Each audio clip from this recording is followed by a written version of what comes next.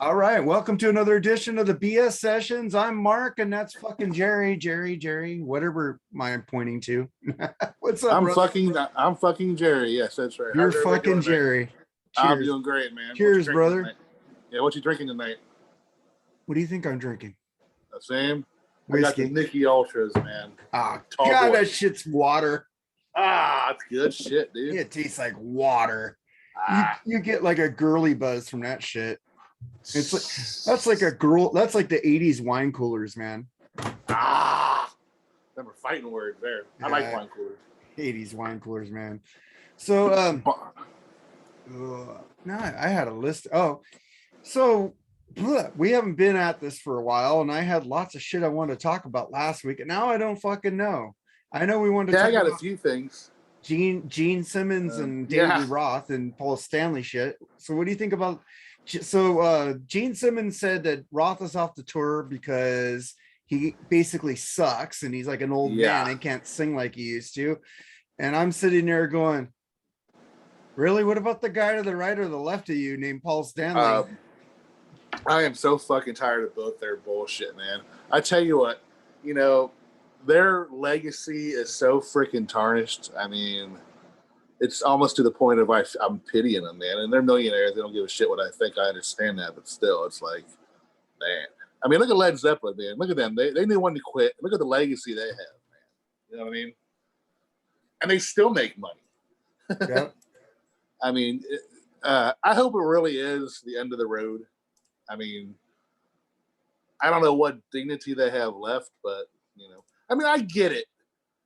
You spend your whole life doing that, and you love doing it, and you want to keep doing it. I get it, but I don't know, man. You can't rip off the fans, and I think that's what they're doing right now. Sorry. Rip off the fans, well. And then Paul Stanley today, Gene Simmons says he feels ashamed, and he about what he said about Roth. And then I saw a meme saying apologize to Roth, Paul Stanley, and then Gene Simmons says yes, master, like he's like Palpatine. Yeah, it's like rolling, dude. I've seen Gene backtrack on stuff, and I have to admit he looked a tad bit upset about what he said. I mean, it's very rare. I don't believe anything when he apologizes for shit, but I looked at it more and more. I didn't believe him at first, but I actually kind of believed he actually felt bad for doing that, but still. Yeah, man, this is I mean, with this guy, what he says all the freaking time, though, man, he's just shut the fuck up. Yeah, man. So 1 second, man. I'm gonna pause this shit because I think we have a guest coming on. I think he figured out how to use Zoom. Figure it out. Yeah, hold on 1 second. All right, we were talking about Paul Stanley, Gene Simmons, and David Lee Roth about how Gene says basically David Lee Roth sucks. Paul Stanley said no, he doesn't, and then today Gene Simmons cowered and said, "I'm sorry." I did see that. I read that. Yeah, it's like I was saying before. It's like, I've seen Gene backtrack and feel sorry, say sorry a lot of times, but this is the first time I actually thought he looked legitimately sorry about it. He looked a little broken about it. Even it's hard to tell with him. Him and Paul Stanley are so full of shit. It's like. I don't know. I mean, I don't get them sometimes, but that's that. Yeah, I was a little shocked to see that he was, in my opinion, genuine, and I do believe that he wasn't necessarily misquoted as much as the words were taken out of context to make it sound like he was directly comparing David Lee Roth to Fat Elvis. So, I feel a little bad for him, but Gene definitely talks shit about people. Can I swear, by the way? Yeah, absolutely. Right. Yeah, Gene has definitely put his foot in his mouth many times over the years. Yes. But this time I think he felt a genuine sense of maybe he went too far, or maybe he was genuine. I don't think he was full of shit on this one. All right, man. So, hey, Paul, introduce yourself. Tell us about yourself. How you doing? I am Paul LaPlaca. The whole reason we're talking about Kiss right now is I had the pleasure of touring with them in 2004. My friends in ZO2 asked me along for the ride, which was the very first tour I was ever on, and it was the the best summer of my life. Grew up being a Kiss fanatic, and as well as the rest of the guys in the band. So I got to go out with them then. And Dave Z, unfortunately, we lost him. He was an adrenaline mob and was in a car crash on the side of the road. A truck hit their RV. Oh, shit. And, he was the one who, we played together in a band called October Thorns in the early 2000s. And Dave was picked up by Sabotage at the Sabotage convention in 1999, and he was discovered by Chris Caffrey and Paul O'Neill. They picked him up and put him in TSO. So Dave took off. Like, we were stuck in Brooklyn, and he went off to do bigger and better things. But he always brought us along when he could, So when he joined ZO2 and they got their tour, I was the first one they called to do any kind of tech work for them. So then Dave also got me in Chris Caffrey's band. I got to tour Europe with Chris, and I got to mix Doro and Metal Church on tour. And I came home and I did some work with Ted Poley from Danger Danger. Did a show with Thor in New York City here. I've done a lot of different things, from performing to doing tech work, Yeah. You mentioned 2004. That was a Rock the Nation tour, right? Yes, it was. ZO2, I remember they opened. They were actually pretty good. They were damn good. I was there. Freaking awesome. Yeah. Poison there too?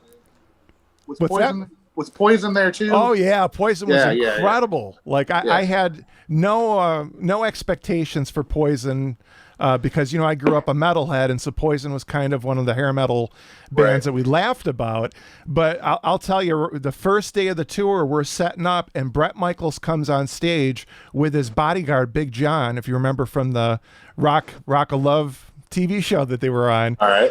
And he walks over and he shakes our hands. He says, "Hi guys, I'm Bret. This is Big John, my bodyguard. If you guys need anything at all, you just let us know. You need beer, you need food, come to us, we'll take care of you." And my jaw hit the floor. We all looked at each other. It was like, are you kidding? Like, this is Bret Michaels, like, introducing himself and like offering his help. Like, and everybody on that tour, from Kiss's management on down, just really welcomed us, and we had a really cool time. That's cool to hear. It's cool to hear some good stuff about Kiss, man. It is, man. Yeah. Kiss was a lot of fun because, Paul and Gene, being Brooklyn Jewish guys, really took ZO2 under their wings, because David and Paulie, are Colombian Jews, and they really treated them like kids, like these are our proteges. And Gene in particular loved to hold court backstage, and he would gather everyone around and he would tell us stories and he would pontificate and do all his Gene-isms, and he brought out the Polaroid book, but it was primarily because he really felt a kinship with these kids. Like, they were very young, and he was like, this is what it was like when I was coming up. And he was really good to us. That's cool to hear. It really is. I know you hear his negative stuff about Kiss, but I was going to say also, the cool thing about that tour was it was the first time ever you could actually buy the live CD after the concert. That was amazing. That was so freaking awesome. I bought it. It's just, I don't know if they do that anymore, but I thought that was cool as hell. I do too, because it really took a snapshot and it caught the band in all its warts and wrinkles and everything.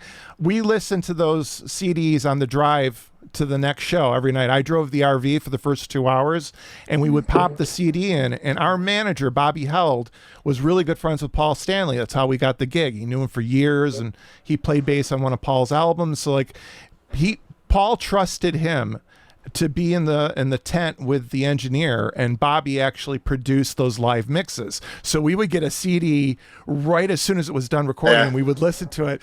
And the funny thing is, if you could hear every single show, the things that went on and the mistakes that were made, and Paul would forget the lyrics, or he would be telling a story, and he'd be like, people, I tell you what, we're playing this song. This song's from Hotter Than Hell. And Gene would be like, no, let's rock and roll over. He's like, I don't remember. When you get to be my age, you don't remember. That's true, because there's no time to edit those shows. I mean, that's just pure rawness. Yeah, exactly. And it was really, really fun. Number one, to see it, and number two, to actually hear it on the drive. And the guys, they saved all those CDs. I haven't heard them in 20 years, but I remember laughing on the drive. It's just like, I got mine. I was in Concord, California. I got it there, and I bought a couple extra city shows on eBay. 3 or 4 different ones. Very cool. They're all different. What's that? How far is Concord from L.A.? Oh boy, it's outside of San Francisco. Okay, closer to Oakland. Yeah. Yep, I remember we did Irvington, and I think we were going north to south. I can't remember because it was a long time ago, but I remember those shows on the West Coast and seeing those windmills for the first time. It was it was a cool trip. Yeah, those were fun shows. Yeah, I never got to see Kiss. I'm not the biggest Kiss fan. I like Kiss. I love Ace. Right. I've seen Ace live, and he was the first one I knew of Kiss because I rock soldiers, and then I go, oh, he's in Kiss. I know Kiss, and then I went back and listened to some Kiss. Yeah. I'm a bigger Ace fan than a Kiss fan. Dude, I grew up on Ace era Kiss. Like I was in eighth grade, and my mom took me to see Kiss on my 13th birthday, and we had third row seats. So I was 13 years old on my birthday. It was the biggest deal in the world. And Gene spotted my mom in the audience. And of course, you know, she's like 40 something, a little fat Italian lady. And he comes up to the edge of the stage and he starts eyeballing her, and she's slapping me. She's like, Paul, he's looking at me. He's looking right at me. I'm like, Mom, shut up, shut up. It's like 14,000 people stop. She's like, no, he's looking right at me. I'm like, he is not, Mom, he's not. But he comes right to the edge of the stage and he stares her down and he starts sticking his tongue out and wagging at her, and she flipped out. She's like, oh my God, what's he doing? What's up? I'm like, Mom, shut up. And then he starts like grinding at her with his spiked cod piece, and she practically passed out. And I'm like, if I ever meet this motherfucker, I'm going to let him have it for this. I actually just found it. The CD? Yeah, June 20th, 2004. Man, pretty cool. I'm actually gonna listen to this after the show. Actually, that's cool, man. Yeah, dang. That's awesome, man. Yeah, I got a Metallica CD after the Death Magnetic after they did their show, but they let us download it a week later, so I don't know if they edited it. Oh, I'm sure they edited it. Yeah, they edited it. You could buy all their shows online on Metallica, but Kiss, I was thinking about going to see them. They're playing here in LA, a rescheduled show, but only if Roth was there. Now Roth's been like booted, so I don't want to see a painter. You know? Is that who they got, a painter again? I think the guy's pretty badass. Actually, I saw him paint. I saw the painter; it was cool. Yeah, but yeah, I would prefer to see Roth. You know, but the problem is, like, I mean, God bless David Lee Roth. I've read his book, and I went and saw him on the Eat 'Em and Smile tour. But he's never, ever been able to pull it off live. And that's just a sad fact, because otherwise Van Halen would have sold live albums at least 3 times in their career. Dave just doesn't have, he can't pull it off live for whatever reason. Like, I've heard his recordings with his voice isolated on the early albums, and he is tremendous. He's so good. He's got such a cool style. His pitch. This is back before autotune. Like, he was perfect. But he couldn't do it live. So I can't imagine anyone saying Roth lost it, because he never had it as a vocalist live. But he's always fun. You know, you forgive him because he's Dave. You don't go to see Dave because you want to hear him sing. You want to see him. You know, it's like whatever he did to ruin his voice. You know. Yeah, unfortunately, when I got to see him, he's doing a little shuffle on his little wood plank on the stage, you know, right? Wolf on the side. I didn't get to see him jump over the drum risers, you know. But I did see him on the Skyscraper tour, and he was amazing. Yeah. No, never seen him live. Never seen him live. It's gonna be a regret that I'm gonna have. Yeah. There's no one like him and Steven Tyler. Those are the last of the dying breed of just over the top rock stars that have that personality and real charisma. Like, you don't see it. I mean, I can't think of a modern band that has that level of showmanship. It's a dying breed.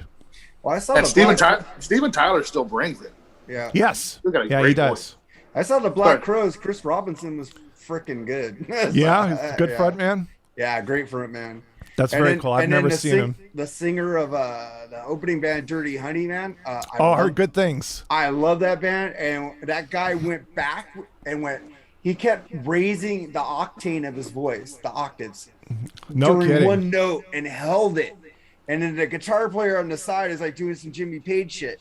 And I go, fuck, this is like the new Led Zeppelin. Nice. Shit. Yeah, no, I've heard very, very good things about that band. I'm gonna have to check them out. Yeah, Dirty Honey's really good. They're like an independent band that freaking got on the like rock charts, like top 10. First Great. band to ever do that, independent label, like doing themselves. They had Amazon sessions where they did Last Child by Aerosmith, and they did that song live, and they kicked ass, man. Very cool. Yeah. So, what are you doing now, Paul? I am doing 3 different things right now. I've got a re-release of an album that we did 20 years ago with October Thorns, I mentioned before, with Dave Z featured on it. And I have the keyboard player from a band called Icefish is mixing it, and he is tremendous. Icefish is an incredible modern prog metal band. I was going to say they're a prog band. I think I've heard of them. They're incredible. The drummer is Virgil Donati, that was in the Dream Theater film when they were auditioning drummers. And he also played in Planet X with Sherinian and Tony McAlpine. Right, and gotcha. then guitar player is Marco Sfoli, who played with James Labrie in his solo band. So Icefish is just remarkable Italian band. And so we got him mixing that. I'm doing bass for Drift Into Black. We're doing our fourth album with Drift Into Black, and they just made me and the drummer full-time members. We've been like Awesome. Studio members for years. And Craig Rossi, my friend, the keyboardist from Gray Skies Fallen, decided, look, you guys have been putting out the albums with me, so I'm just going to make you official members. And then I've got my solo project that I'll be completing in 2022 called Critical Consciousness. And I'm juggling all 3 of these projects at once. Damn. Cool. And I'm complaining about driving to work. Yeah, I'm hoping one of these ends up earning money so I can, That's cool. I could say I've got a job. Well, my favorite band is Rush, so I need to check out this. And I love I Dream see Theater. that. Yeah, you'll definitely. October Thorns is right up that alley. I gotta check that out, man. I love progressive rock. I love Yes. I love Pink Floyd. I love Rush. Very cool. Queensryche, stuff like that, man. I'll send you links after the show. I've got a bunch of stuff to send you that you'll dig. That's cool, man. But speaking of Rush, I've got another Kiss tour story for you. We were a day early in one of the towns, and some of the guys were going to see Rush. It was Geddy Lee's birthday in Florida. And so they said, you should go. And I'm like, yeah, I don't really have the money and we don't have tickets. He's like, you don't need tickets. You take your backstage pass for the Kiss show and you go to the backstage, and it's like a matter of professional courtesy that if you're on tour coming through or you're following or ahead of somebody, the venue will let you in if you have the backstage pass for the next current tour. And I'd never heard of this, so I was like, this is great. So the whole band and the crew go out to see Rush, and people recognize the band because, ZO2 dressed like rock stars. So we're walking through the crowd and everyone's waving at us and they want to get pictures. They want to talk to us. And this group of I don't know, the guy was a chemical engineer or something, and his buddies, they had a special area, a VIP section. And they were like, hey, why don't you come on up here and hang out? Because we didn't have tickets. And like, come on up here and sit with us. So we're sitting with these guys, and they bought us drinks all night. Like, I was so lit. I was like two-handed drinking. And I'm seeing Rush, and I'm on tour with Kiss. Like, it's the best night of my life. It's the best thing in the world. And so we sneak backstage, and we go up to them, and they're like, can we go back and say happy birthday to Geddy? And like, look, our Kiss passes. And they're like, no, we're sorry tonight. Geddy's just back there with family, right? And I'm like, I know I'm 20 feet away from Rush, and I'm like, oh. So I turn around and I kind of stumble out, and I see the door to the stage, and I'm like, oh. So I walk through the door, and I'm standing on stage, and I look around, and it's like five minutes after the band got off stage, I'm standing where Rush was standing. Right. And I'm just like, oh my God. And I'm just lit. My head is buzzing. And I'm like, so I go over to the guitar tech, and I'm like, do you mind if I take a couple pictures of Alex's guitars? And he's like, no, go right ahead. So I'm taking pictures, and I'm like, I can't believe this. I'm right next to Alex's guitars. And then I look at Neil's kit, and I'm like, oh my God. And I walk over to Neil's kit, and I'm just like this. I put my finger up, and I'm just going to touch the cymbal stand, the gold plated stand. I'm like this, an inch away, and I hear, hey! And I'm like, what? He's like, get the fuck away from there. What are you doing here? I'm like, I'm a Kiss tour. Like, I don't care who you are. Get off my stage. And I'm like, and I run off stage. I was like that close to touching Neil's kit. And I'm like, oh my God. So it was hysterical. I mean, I almost got my ass kicked by Rush's that's crew. fucking awesome. What an awesome Fuck off my fucking story. stage. Dang. That's an awesome story. I heard stories about like when I think it's in their documentary where Getty says Kiss said, "Oh, you could do it. You could get what you want, man. We'll give you some alcohol." But so he drank alcohol, and he's like, "That's the first and last time I drank before going on stage." Well, what's the story about them being on tour with I forget who they were opening for, if it was Kiss or UFO or something, but they called Getty Glee because he used to wear the kimonos, right? So they put out a pair of slippers and some cookies, and they said, "Here's some slippers to go with your robe." Yeah, I remember that in the documentary too. That was freaking cool. What band was that? I forget. It was UFO, man. UFO, right? They said UFO would always bust their balls. Well, that's hysterical. I love it. They didn't say balls, but that's Glee. Yeah.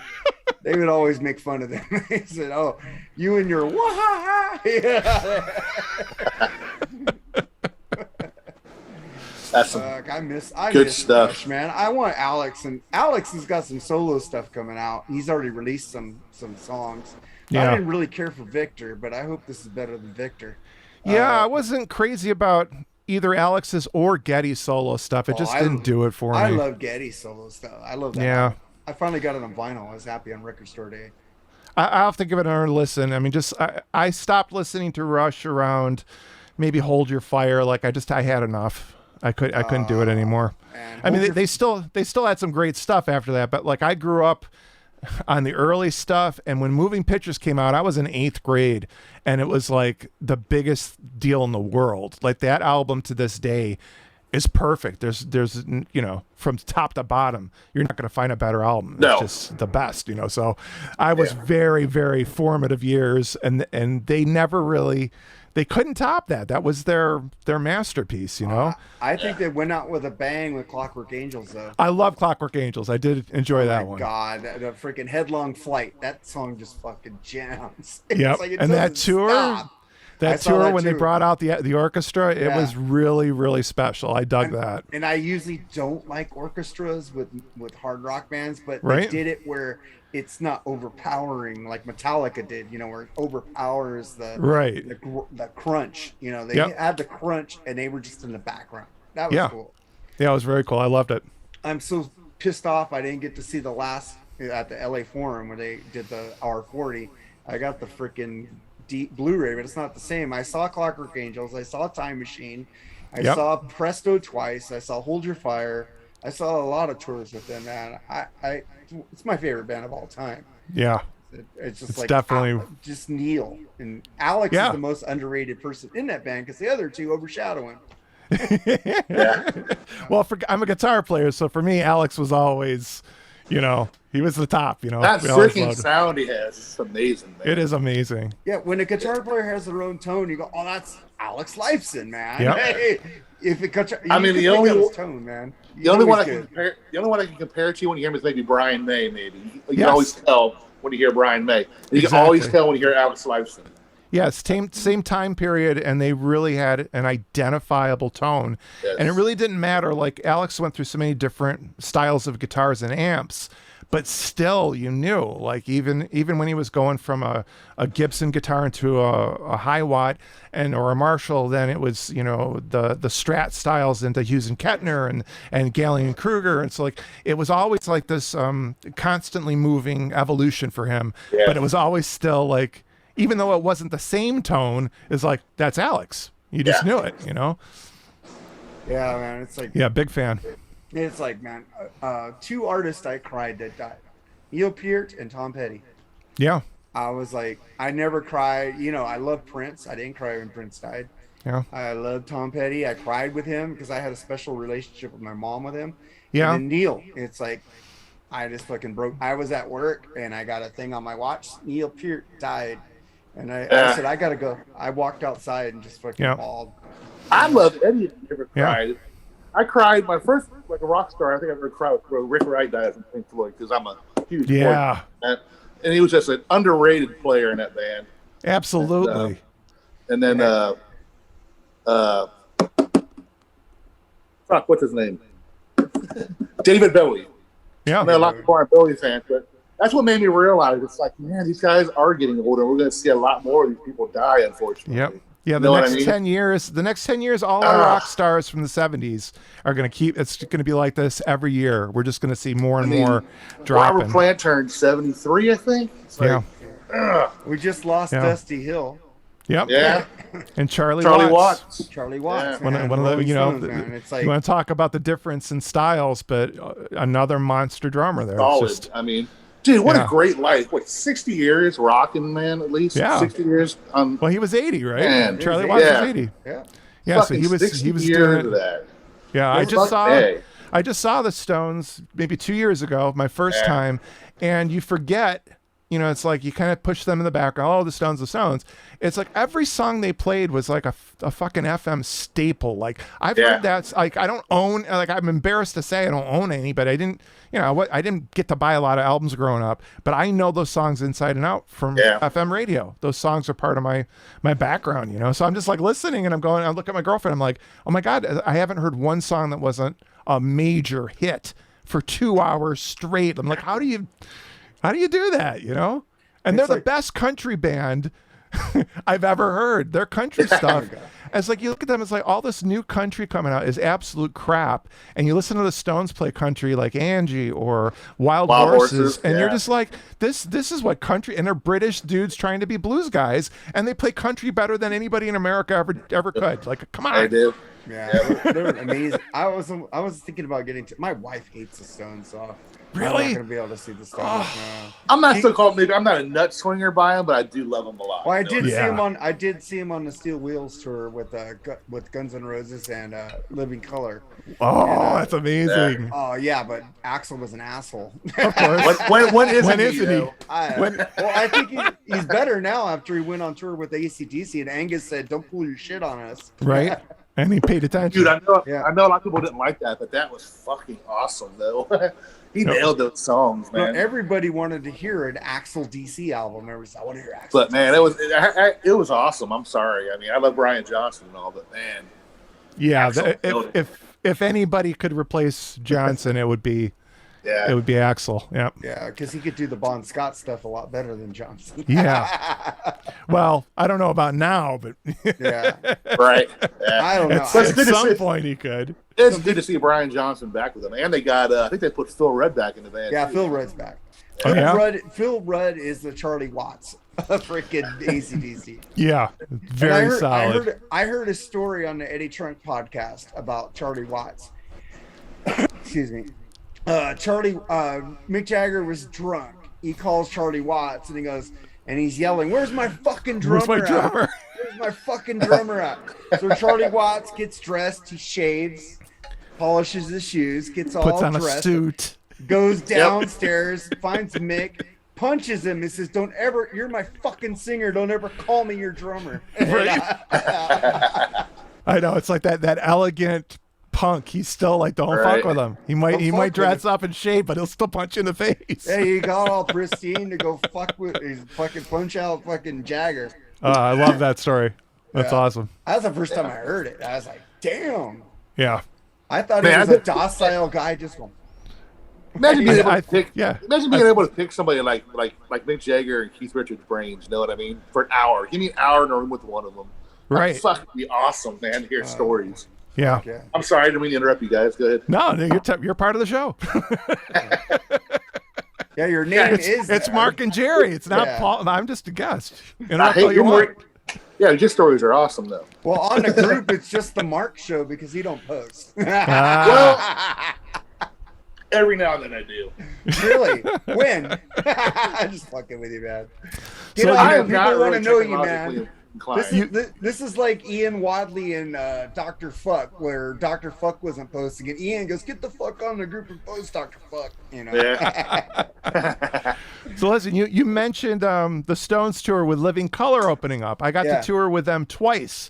I was Vernon's guitar tech and Doug Wimbish's bass tech on two different tours.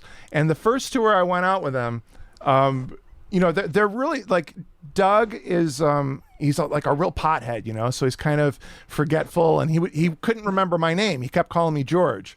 And Vernon is really sweet. He's kind of like he's a mixture of like this super intelligent guy and this nerdy teenager. Like there's parts of him, you talk to him and he is so knowledgeable about history and cars and like just he knows. He's so smart, right? And then at the same time, he's kind of a geek. You know, he's kind of like a little nerdy guy when he talks about his gear and stuff. And Corey's like a typical singer. He really just kept to himself, and he stayed in the back of the bus. And Will Calhoun was really sweet too. So I like to let people know right up front that I'm a ball buster and I don't give a shit. And so like one of the very first things I did, you know, like Doug kept on calling me Greg, and I said, and this is like the second day I'm on the bus, and he's like, Greg, blah, blah, blah. So I said, hey, Doug, I said, do we all look the same to you? Is that what it is? And Vernon looked at me with like a look that could have just bore right through steel. And he looks at me and goes, that's what you're bringing? That's what you're bringing to the table? I'm like, yeah. I said, I'm a ball buster and I don't give a fuck. You know, and then the tour manager pulls me aside. He's like, listen, you don't know the guys that well enough to bust their chops like that. I'm like, okay. So 2 days later, I'm on the bus, and you guys remember, you know, the story about Will Calhoun and Neil Peart. No. You don't? All right. Well, Buddy Rich has this annual drum thing where all these amazing drummers come together and they play big band stuff. So I went to one of these things, and it was like... you know, the Rod Morgenstein from Winger and the Dregs was there. The guy from Mellencamp was there. Like, I forget everybody. Kenny Aronson was there. Just all these incredible drummers were there, and they're playing out of their element. Matt Sorum was there. Incredible stuff, right? And they're all playing big band Buddy Rich stuff. And Neil was at the one I was at, but Neil didn't play kit. He played like African hand drums, which is the dumbest thing in the world. Cause I'm like, Neil, you don't have any real groove. I don't know what you're doing playing hand drums. So he's kind of hammering away. Like it was weird. But the one that Will played with Neil, they forced him to do a duet. And Will was like, look, I respect Neil, but I didn't feel like it was a good pairing because I wanted to play with Omar Hakim. I wanted to play with somebody who was a little bit more in my style of playing so we could do something together. And whoever the producer was like, look, no, you got to do it with Neil. So he's like, okay. So he went and he went to Neil's room and they worked on this drum solo that they were going to do together. And he said Neil had all these ideas and he was going to throw a stick up in the air and all this stuff. And he goes, when we got up on stage, Neil forgot the script and it was just trying to improv through it. And Will was like, I got to save the set. So he just kind of barreled in and overplayed him in something. And people were so pissed off. Like, this is 20 years ago. People lost their minds that Will would disrespect the professor. And so this is a story I've been dying to hear firsthand from him for years. And here's my chance, right? So we're on the bus and I'm talking to, the tour manager, and I give him a nod and I'm like, watch this. And he's like, what are you going to do? I'm like, I said, watch this. I said, hey, you know who I saw last week? I was out in Jones Beach. I went and saw Rush. And the whole bus gets quiet. And I'm like, man, that's some amazing band. And you could hear a pin drop and I keep pushing. And I'm like, boy, that Neil Peart, he's something else. He's one of the best drummers I ever saw in my life. I think he's the best drummer that ever lived. And I could see Will start squirming, and I nail him, and I go, what did you do to him, Will? What did you do? I heard about what? Tell me the story. And he's like, all right.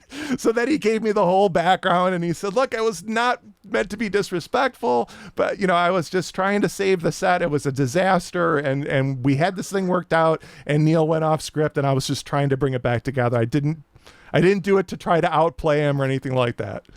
So that's how I have fun on tour. I torture people. That's fucking awesome. Man, that's fucking awesome, man. I love Living Color, man. They're the best. They're so underrated. I have no idea what happened. I heard Vernon Reid was doing what was he up to now? They're still together, dude. Are they? Yeah. But I think Vernon Reid did something. I don't know, not a couple years ago or. Vernon plays with a bunch of different people. He did something with this woman, Jane. You never did any solo albums? I don't think he's done solo albums recently. He used to do a band called Mask that was electronic, and it was like on NPR. Like, he's done some really outside, challenging, weird stuff. And then he'll play with he's played with a couple different things, but this woman, Jane, I can't remember her last name. It's a really cool blues outfit, and she can play her ass off too. So he plays with her occasionally in New York City at the Iridium, and he's very, very active. Okay. I think he did a Hendrix tribute. Like, he's always working. What gets me kind of upset is like they talk about Tom Morello and his guitar weirdness he does, right? Fucking Vernon Reid was doing that way before him, and he gets no credit for that shit. It's like Tom Morello does this. I go, well, Vernon did that shit years before Tom. Yeah. Where's Vernon's name in this shit? You know why Tom gets all that credit is because it's very organic, and he does it on the guitar with very little effects. And it's simple. The stuff he does is it's singable. So when Tom Morello goes wicka wicka wicka wicka wicka wicka wicka wicka, it's like, oh, I can dance to that. When Vernon does it, it blows your head off, and you can't even tell what planet you're on because it's so like. I used to set his shit up, man. He has so many effects and pedals and systems and amplifiers.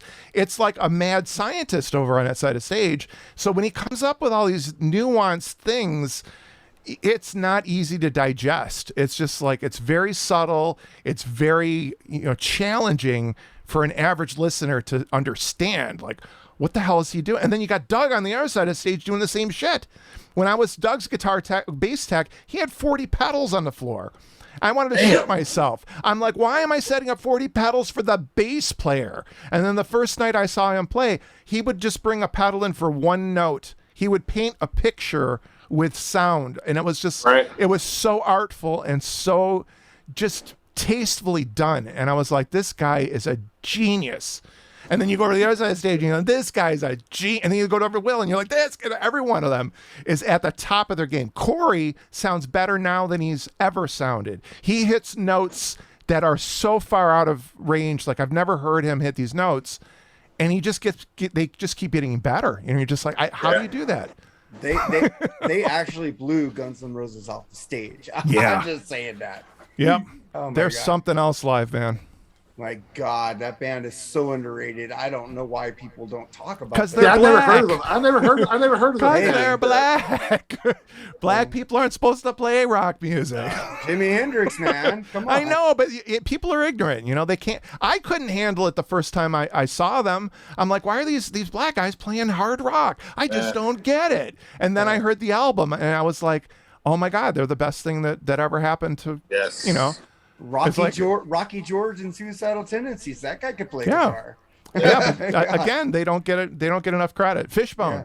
Fishbone. They'll die poor, and they're some of the best, most versatile musicians on the planet. And it's you mentioned Tony. And you mentioned Tony McAlpine, the other one. Yeah, McAlpine.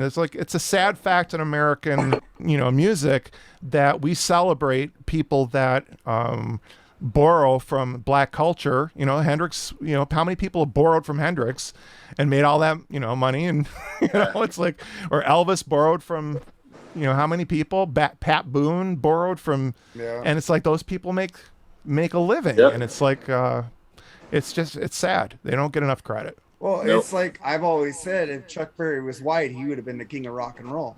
Yeah. It's like, no, it's true. He came up with I can't argue that. riffs that people still use today. I don't see anything that Elvis did that people use. Right? Danzig uses. Yeah. Well, Danzig does, but Danzig's a crooner. I'm talking about playing guitar-wise. That riff is just like worn into metal and hard rock. Chuck Berry, that riffage he did, it's like amazing. His all of his licks were foundational for every 70s rock band. Anything that Jimmy Page did was very firmly, the Stones too. It's like all those licks are all Chuck Berry, but he borrowed from all the blues guys. So I even heard Queen doing a little tribute to Little Queenie on an album. Right? It's like, it's like, I don't understand. The English like our black artists better than we like our black artists. Freaking Jimi Hendrix had to go to England to get famous first. We have our Clapton was amazed by him. Yeah.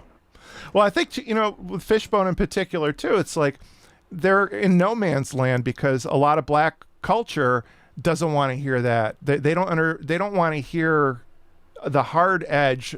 Fishbone plays serious heavy metal, but then they'll rip into some ska, and it's like it's too much for only like white college kids dig Fishbone, because it's like, hey man, look at all that. It's like whatever drugs you're on in college, it's conducive to all that variety. And if you're playing, so many different styles, you're going to alienate, both camps, where you're like, well, what do I do? Like I like all this music.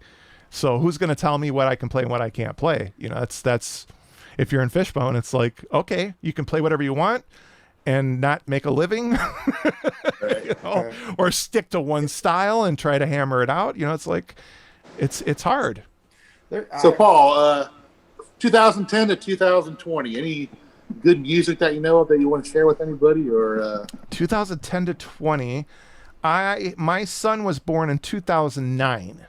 So I had to kind of drop out of a lot of different things I was doing just to maintain a steady home life. So I wasn't paying a lot of attention.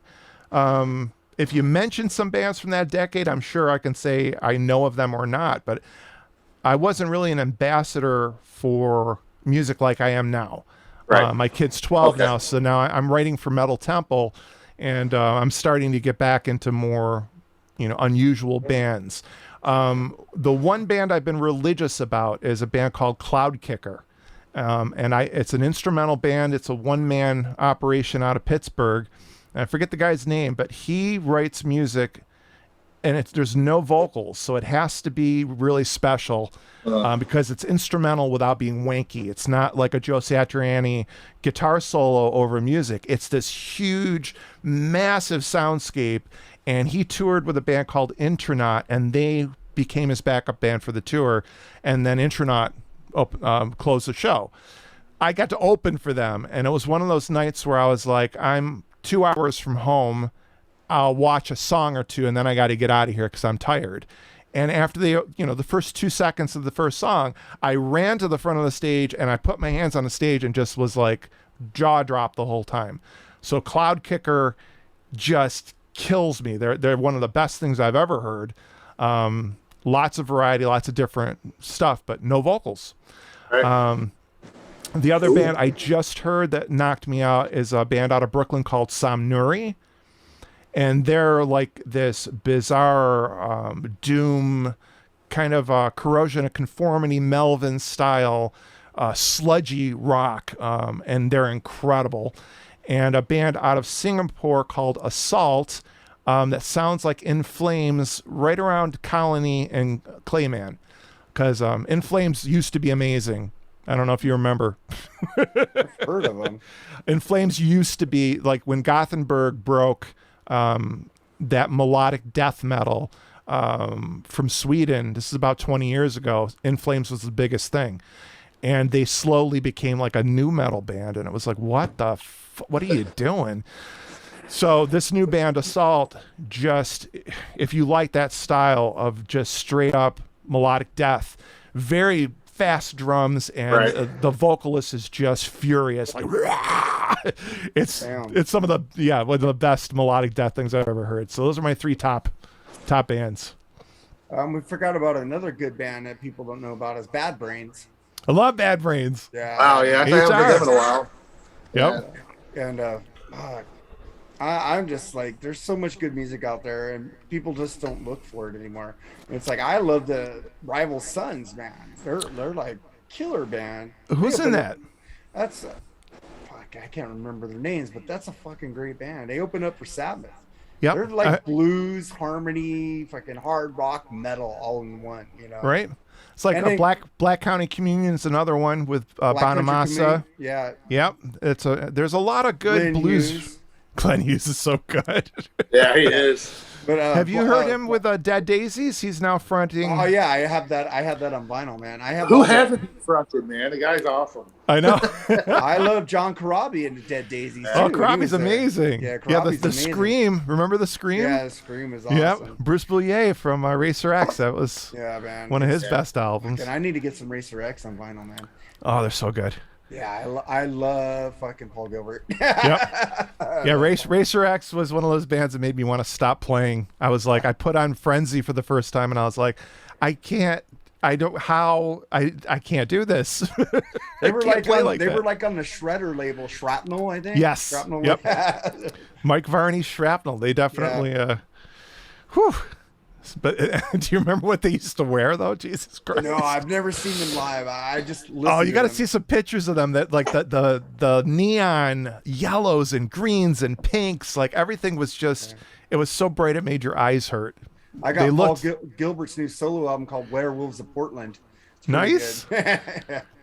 Yeah, he's a tremendous player. I've seen him with Mr. Big live. I love Mr. Big. Everybody gives them shit because they're fucking ballad, but then you listen to the rest of their album songs on that album. It's like every one of them that criticizes that song wish they had the money that song made. Exactly. Same thing with Extreme and fucking More Than Words. Listen to the whole album. It's fucking sexual innuendos everywhere. Nuno is a freaking genius, man. Yeah, Nuno's ridiculous. Nuno's He awesome. is. They're supposed to be coming amazing. out with a fucking new album, and they said it was done on Sammy Hagar's road trip, but where is it, man? Yeah. I'm waiting since 2009 from Saudis to Rock. Yeah. Get a new Extreme album. Yeah, those are good players all around, man. Oh yeah, man. And I just got this little gem Black Sabbath Sabotage box set. Nice. Awesome. Yeah. I didn't get the vinyl, man, because I can't afford it. This is cheaper. and then I replaced my Bar 7 CD with a newer copy because my CD's cracked. But it's weird because I bought that Bar 7 CD when it first came out. It had like a punk chick all over the earth. And this one has redone with a freaking Frankenstein. I go, where'd this come from? And yeah, then I don't know that Tesla one. Tesla right here. There's only 2 members of Tesla on there. And I guess they redid it. We'll throw a couple albums at you guys and see what you think, and let me hear your opinion of them. Start with this one.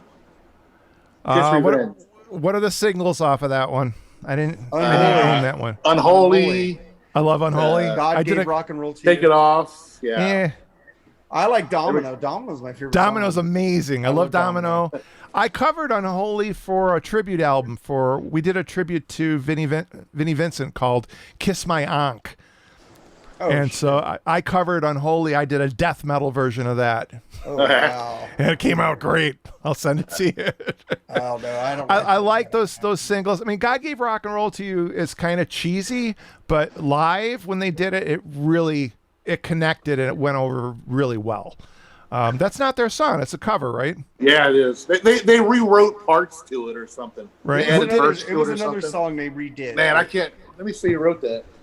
Who wrote that one? Because I remember that being a hit for somebody else. Let's see. It wasn't Desmond, I don't think. He wrote Bob Ezrin, Russ Ballard, Paul Stanley, Gene Simmons. I don't know. Yeah, I thought Russ it was Ballard. before that. Didn't Ballard? Wasn't he the producer on Alanis Morissette's? Yeah, no, that's Glenn Ballard. That's Glenn I'm sorry. Ballard. Yeah. I forget. I'm getting old. Yeah, I'm Russ Ballard. going to go see her in a couple weeks. I'm excited about that. Very cool. I love Enjoy her. that. My wife See? loves her. I think this is a very underrated Maiden album. What do you guys think of it? I love that Brave New album. World. Again, what are the singles? I don't think Maiden has singles. What are the hits? The Wicker Man. Brave New World, Wicker Man. Yeah, Wicker The Man. Wicker Man, I think it's a badass song. Man. Dream of Mirrors, I think is pretty cool. That's the album where Dickinson and Smith came back. Okay. Yeah. And so I haven't heard it. That doesn't have Tail Gunner on it, does it? No, that's No Prayer for Dying. Or Fear of the Dark, because otherwise I hate those. I probably don't need your opinion on these because I think I probably know already. Hold I Your love Fire, that right? one. Yeah, I love that album. Love it. I finally got it on vinyl after all. Time Stands Still. Me and my wife danced to that song as our first dance. Ah, it's beautiful. She's a huge Rush fan. Oh, that's I married great. the right woman. Yep. There you go. Yeah. One more. Creed, Human Clay. I like that album. I think for me, like, I respect the talent. Like, I think everybody in that band is really talented. It's just when I listen to it, I feel like it's forced. I don't feel a sense of sincerity about it. It rubs me the wrong way. There's something about Stapp that just, I don't know about him. Like, I know when I hear the music and I hear him sing and I just go, ugh, it's like he's pretending, you know what I mean? I don't feel he's sincere, but I think they're super talented. You know, I think they write Our very Tremonti, I good think, songs, is but excellent. Yeah. he's a Tremonti is great awesome. guitar player. I Great like guitar player. I like Alter Dude, Bridge that better riff with for Miles. hire, man. Yep. I play guitar, but not as good. It took me forever to figure out that riff to hire. That is such Yeah. a hard ass riff to learn. That's a beautiful song. It is. There's that Yeah. song and the song about Stapp's kid when the kid was born.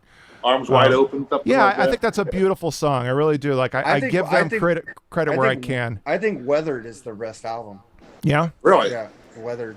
And fucking Alter Bridge fucking rules with fucking Miles That's Kennedy. pretty much Yeah. everybody but Scott Stapp, ain't it? Mark Tremonti is amazing. I got Tremonti's band called Tremonti too, and that's like harder shit. Yeah. He went hard and harder. Yeah. Didn't Wolfgang play bass with him on his solo stuff? He played two albums on there, Wolfgang. Yeah. And Speaking of ahead. Wolfgang, sorry. Somebody was interviewing him. You guys should do tributes to your father, and he goes, "Fuck you! I'm not playing Panama." I like that. Yeah. I like that attitude. Yeah, my tribute to him is how I live my life every day, and I'm like, exactly. That's 'Cause I how you exist. should. Exactly. I exist. And I keep on persisting. I like good how for him. like how people will just, oh, you only got it because your name. He says, well, fuck. Yeah. Did you write, produce, and play all the instruments on your album? Right. Exactly. Yeah, I heard his stuff, and it's like, I don't know what people are expecting. He's not going to change the world as a guitar player. But that's something that comes along once in a generation, if even that. And I always wanted to be an Eddie Van Halen. I wanted to change the world on my instrument. Right. And it's like it has to be, the stars have to align, and there's only one or two. You can count on one hand. Hendrix, Stevie Ray Vaughan, Van Halen, Yngwie, these are people that changed how people looked at the instrument. So when you look at Wolfgang, what do you look at Wolfgang? What are you expecting? He's not going to be Eddie Jr. He can't be. It's impossible. So I look at his stuff like it's solid, it's well written, it's good music, and God bless him. Like, I don't know how you criticize someone like that. I don't get it. It's called jealousy. I guess. I'm like, Yeah. I don't know what your expectations are. It's not going to be Van Halen 2. But yeah, I love that. I love what he said when he said that. I'm not fucking playing Panama. I'm not playing Panama for you. No, I love him for that. I also liked what he said. I'm gonna play fucking David Bowie and Mick Jagger's version of Dancing with the Streets just to piss you off. Yeah. Yeah. I don't think he owes anybody anything. No, he doesn't, man. I respect the kid, man. He's a good guy. I saw him live with Van Halen. He was really good. That's where I drew the line. I wouldn't spend money on it without Michael Anthony. I've never seen Van Halen, and I wasn't going to start paying money to see Wolfgang. I heard the backing vocals were piped in with him. Yep. Hey, I saw Chicken Foot with Sammy and Michael, and I heard the backing vocals. That was great. Michael Anthony's special. I felt that was a really big mistake. I waited for years for Roth to come back, and Roth comes back, and you put Wolfgang in. I'm like, no, it's not okay. Yeah, but that last album, A Different Kind of Truth, freaking kicked ass, man. It was raw. Yeah. It was great. See, I wasn't a huge fan of that one, man. I tried to that like album, it, but you should I'll hear the check it out. review on the Freeform Rock podcast with Dr. Fuck. I heard your Sammy Hagar version or Van Halen. Oh yeah, he put that up again today. The Fuck album. I'm defending it, and they're going off on me and Terrence. Yeah. I love Sammy, man. I don't fucking care. I think Roth I'm not huge.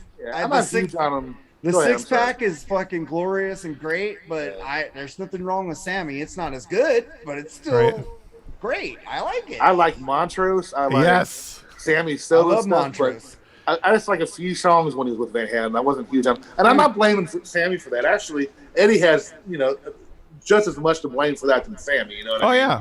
No, at that time period, Eddie did the right thing. That was the type of music for that decade. Yeah. So you can't fault him for being a good businessman and writing well-polished pop rock songs, made them millions of dollars. Like, how do you criticize? It's like in the 70s, Van Halen was one thing, 70s and 80s, and then you get to like mid 80s to the 90s. It's like, Jump was a hit for a reason. It's like, I don't like it, but you're going to play that. You're going to play Love Comes Walking In. Then you're going to go over to Hagar, and you're going to give him a chance to sing things that Roth never could. I don't like it, but man, is it good, well-written music. You cannot Yeah, you can't fault it and say it's not good music. It's great. I just don't like it. Yeah, I was People never big on disagree it. with you Yeah. and call him a trash can songwriter. It's like Those songs are brilliantly constructed. You can't get better polish on those songs, and they're brilliant. The Fuck album is fucking back to basics for me when that album came out. I was like, Yep. fucking they go 5150 OU12 and then Fuck came out. Oh fuck, they're kicking ass. The keyboards are down. Yeah. See, I would think their best one is OU812, in my opinion. I love them. I love them all. I even like Balance, man. There's some I good never shit kept on Balance was kind of a letdown. Of course, the landscape of music was changing when that came on. Yeah. I saw that with Collective Soul opening for them at that time. They're I great. fucking love Collective Soul. Yeah. Man. I love Collective Soul. They don't get enough play, man. No. That band rules. Their last album kicked ass. I got that on vinyl. Yeah. Fucking cool. Yeah, I like them too. Yeah. All right, man. I think we're going to end it. We want to thank you, Paul, Yes. for coming on here. Do you have anything to promote? I certainly do. I've got my the next album for Drift into Black is coming out currently. Patterns of Light is out, and it's getting a lot of good traction. Got a handful of videos out on the YouTube channel. It is doom and progressive mixed together, a little bit of black metal in there. My band October Thorns, I have a SoundCloud link that I'll put up on my Facebook page that is the old mixes of the 6-song demo. We're remixing all that. It'll be released in 2022 with a single coming up in October that we're going to work. And then Critical Consciousness will be out in 2022, and that is a mind bender. It's going to be every style of music I've ever played, all put in a blender. So it's going to be very progressive and very, very ugly. Well, Awesome. You can put those links up on our group page and also on my my podcast, Freeform Rock Podcast, and then I could share them to other groups and get you out there too. That'd be fantastic. I'll definitely do that. Cool, man. All right, Paul, man. Thank It was you for coming great on, man. meeting you, Paul, man. Thank you for the great stories, man. I love Absolutely. it. I can listen to you all night, man. So please come back again. Yeah. It was a pleasure talking to you guys. I need to get you on there with me and Lee on the podcast. I'm available, man, anytime. All right, man. Thank you very much. And that's just on Skype, man. That's easier. All right, Good night, you guys. Thank you. You guys Gentlemen, have a good take night. care. Take it easy Night. and subscribe Bye-bye. later. Yes. Smash that like button. Yeah. Yeah. Thanks, man.